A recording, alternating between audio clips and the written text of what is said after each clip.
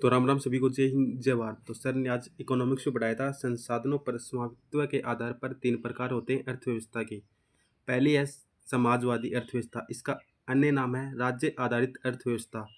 ये किसकी देन है? समाजवादी का पिता या किसकी देन है? कार्ल मार्क्स की देन है। कार्ल मार्क्स कहाँ के थे? यूएसएसआर यानी सोवियत संघ रूस से थे। इनकी एक बुक है कार्ल मार्क्स की, दास कैपिटल। दास कैपिटल को समाजवाद की बाइबल कहा जाता है। समाजवाद में संसाधनों पर सरकार का नियंत्रण होता है। कीमत और उत्पादन का निर्धारण समाजवादी अर्थव्यवस्था में सरकार करती है। समाजवादी अर्थव्यवस्था का उद्देश्य होता है जन कल्याण यानी जनता का कल्याण करता। एग्जाम्पल इसका यूएसएसआर है। और समाजवादी अर्थव्यवस्था में बाजार प्रतिस्पर्धा का अभाव होता है।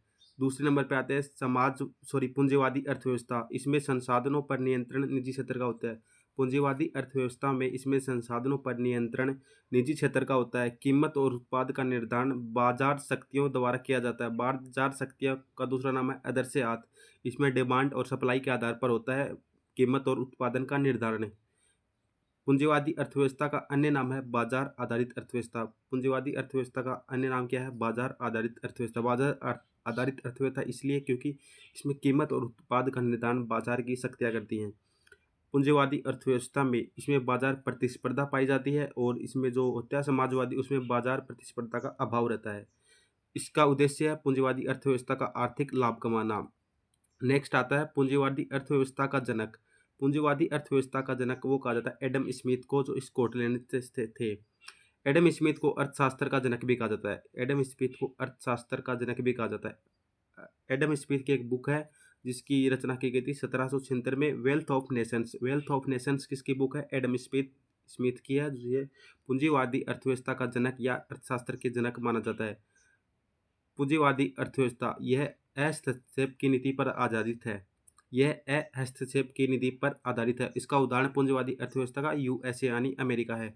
मिश्रित अर्थव्यवस्था, इसका जनक है जॉन मिनार्ड किन्स है। मिश्रित अर्थव्यवस्था का जनक किसे कहा जाता है? वो कहा जाता है जॉन मिनार्ड किन्स को।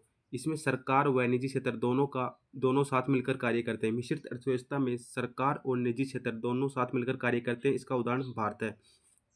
अब नया टॉपिक स्टार्ट होता है मुद्रा। मुद्रा क्या होती है? मुद्रा वह है जो मुद्रा का कार्य करती है। मुद्रा की परिभाषा क्या है?